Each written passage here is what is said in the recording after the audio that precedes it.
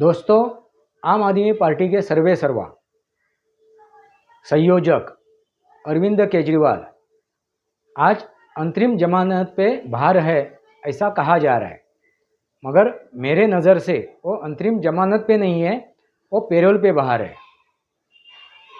आज इसके ऊपर हम लोग चर्चा करेंगे।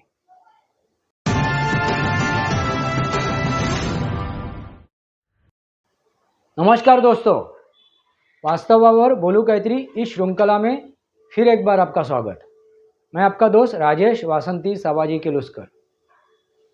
दोस्तों, दिल्ली के मुख्यमंत्री यानी अभी वो मुख्यमंत्री नहीं है, वो जेल से बाहर आए हुए ऐसे मुख्यमंत्री आम आदमी पार्टी के सर्वे सर्वा संयोजक अरविंद केजरीवाल आज जेल के बाहर है, वो पेरोल पे बाहर है।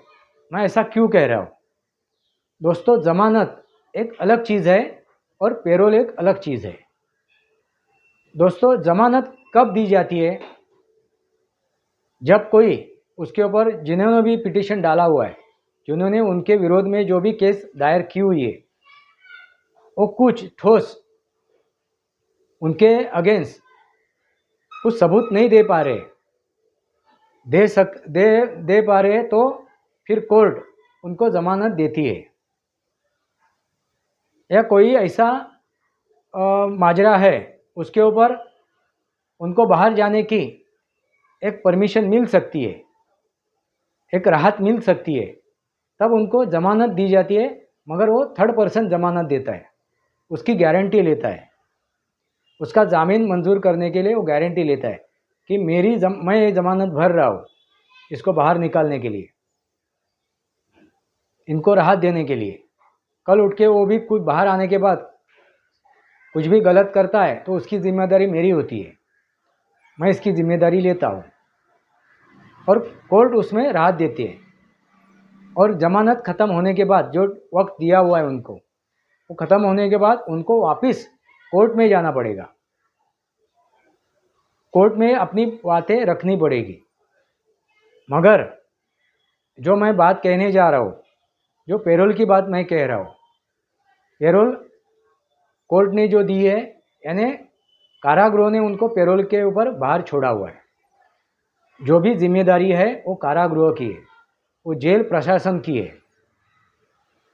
कोई भी एक गुनहगार अपने मतलब के लिए, अपने वैयक्तिक कामों के लिए या अपने पारिवारिक कामों के लिए या सामाजिक कामों के लिए, कुछ कार्यों के लिए वो बाहर निकलता है ना, बाहर निकलने की वो इच्छा जताता है, तब उनको वो कारागृह, वो जेल प्रशासन एक राहत देता है। कोर्ट के माध्यम से उनको राहत मिलती है वो पेरोल पे, कि इतने दिन के लिए आपको बाहर निकलने की, आप बाहर जाने की आपको परमिशन मिल रही है। और बाद में आपको टाइम ख़त्म होने के बाद, जो भी आपको वक्त दिया हुआ है वो ख़त्म होने के बाद आपको जेल प्रशासन के सामने सरेंडर करना पड़ेगा, जेल प्रशासन के सामने अधीन होना पड़ेगा, वापिस अपना कब्जा जेल प्रशासन के हाथ में देना पड़ेगा। ये है पेरोल का मतलब। और वैसा ही पेरोल उनको मिला हुआ है, वैसी ही राहत उनको मिली हुई है। उनको वापस कोर्ट में नहीं जाना है, उनको कहाँ जाना है? 2 तारीख के बाद, 2 तारीख की ख़त्म उनका जो वक्त है, उनको जो बाहर जाने की राहत मिली हुई है प्रचार के लिए, वो राहत ख़त्म होने के बाद उनको कहाँ जाना है? जेल प्रशासन के सामने जाना है और ख़ुद को सरेंडर करना है। दोस्तों, ये दोनों भी अलग चीज़ें हैं। तो ज़मानत पे, अंतरिम ज़मानत पे बाहर नहीं है। इन्होंने गुनाह क्या किया है? उन्होंने शराब नीति जो बनाई थी दिल्ली सरकार के लिए, दिल्ली के शहर के लिए, दिल्ली राज्य के लिए, जो उन्होंने शराब नीति बनाई थी, जो उनका शासन है, जहाँ पे वो शासन कर रहे, उन्होंने जो शराब नीति बनाई थी, उस शराब नीति में उन्होंने भ्रष्टाचार किया हुआ है, गफला किया हुआ है, और अभी वो उजागर हो चुका है। उसके सबूत ईडी ने दिए हुए हैं। काफ़ी सबूत उन्होंने नेस्तानाबूद किए, ख़त्म किए अरविंद केजरीवाल ने और उनके अन्य नेताओं ने। मगर जो भी सबूत ईडी के पास थे उन्होंने वो कोर्ट में पेश किए और उसके बाद उनको कारागृह में डाला गया था। दोस्तों, उनको 9 समन्स दिए गए थे, 9 बार समन्स दिए गए थे। ईडी ने उनको 9 बार समन्स दिए गए। दोस्तों, वो पाक साहब होते, वो कट्टर ईमानदार होते तो वो 9 समन्स, पहले समन्स को वो ईडी को जाके मिलते और उनके सवाल जवाब उनको देते। वो ना भागते, ना बहाना बनाते, ना मुंह छुपाते। वो क्या करते, वो सीधा जाके ईडी के सामने खड़ा होके ईडी से वो रूबरू होके वो अपनी बातें रखते। ईडी के सवाल जवाब जो होने वाला है उसका जवाब देते, अपनी बातें रखते, अपनी जो सच्चाई है वो सामने रखते। मगर वैसा उन्होंने किया नहीं। 9 समन्स जाने के बावजूद भी वो भागे फिरे थे और क्या कह रहे थे, ईडी ने जो समन्स भेजे वो गलत है। ये जो ईडी कर रही है, मुझे गिरफ्तार करने की कोशिश कर रही है, वो गलत है। ऐसे ही पिटीशन उन्होंने डाली हुई है।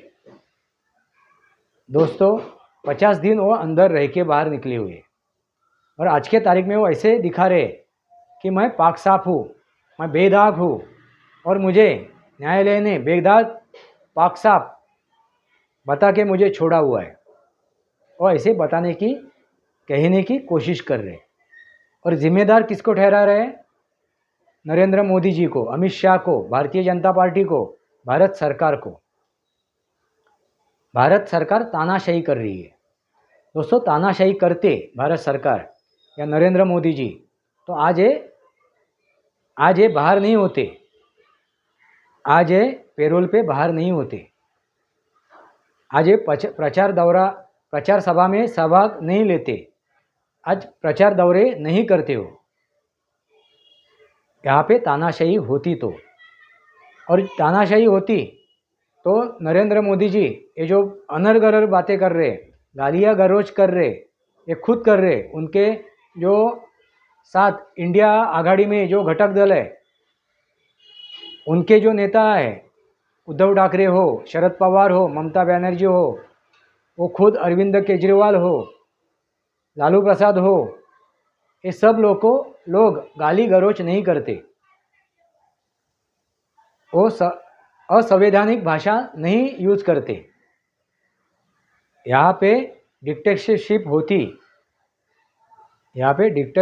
होती या ये तानाशाही करते नरेंद्र मोदी जी तो ये बातें नहीं करते। और दूसरी बात है कि वो बाहर भी नहीं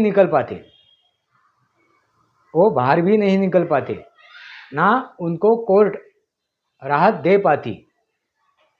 तानाशाही एक ये सरकार करती है, ये सरकार तानाशाही होता, नरेंद्र मोदी जी तानाशाही करते, डिक्टेटरशिप करते तो आज के तारीख में वो बाहर नहीं होते, पेरोल पे बाहर नहीं होते, प्रचार सभा में वो सम्मिलित नहीं हो पाते, वो प्रचार दौरा नहीं कर पाते, ना वो मीडिया को सामने जाते, मीडिया से बात करते, मीडिया के सामने अपने बातें रखते। दोस्तों, आप ही बोलिए, वाकई में नरेंद्र मोदी जी हुकुमशाह है क्या, तानाशाह है क्या? अभी जवाब दे दीजिए।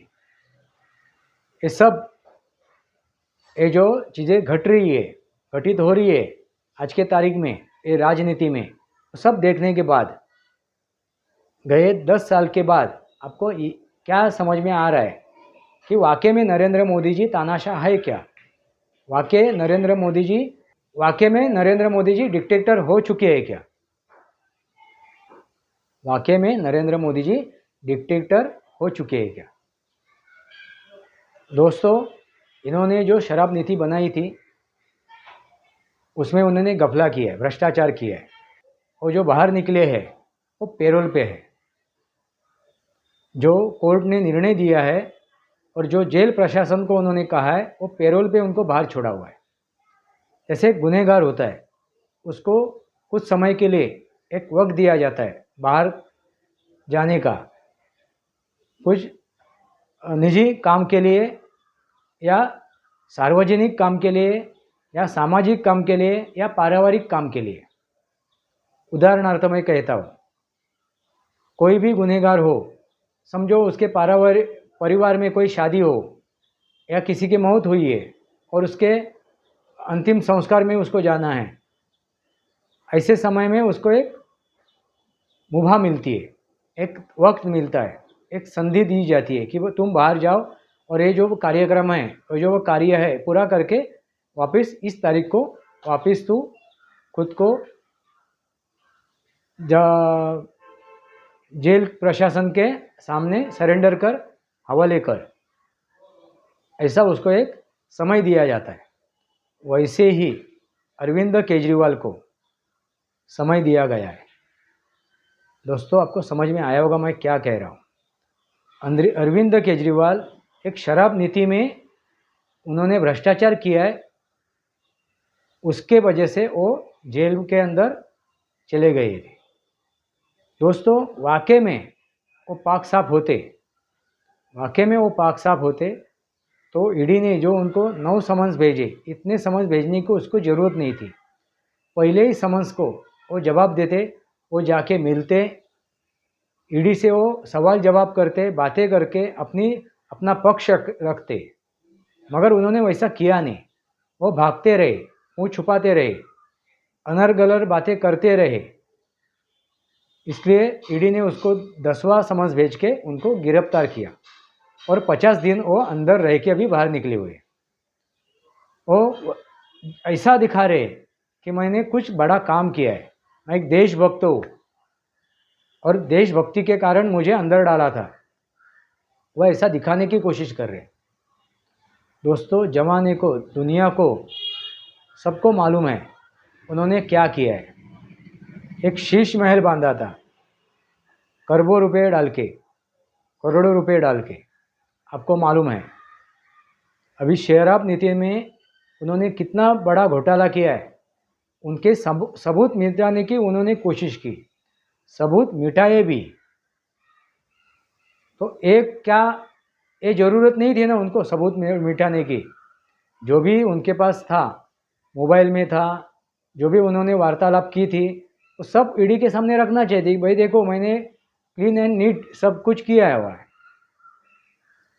सरकार के सामने, न्यायालय के सामने उसको रखना चाहिए था, मगर उन्होंने सबूत नष्ट किए, नष्ट करने की कोशिश भी की।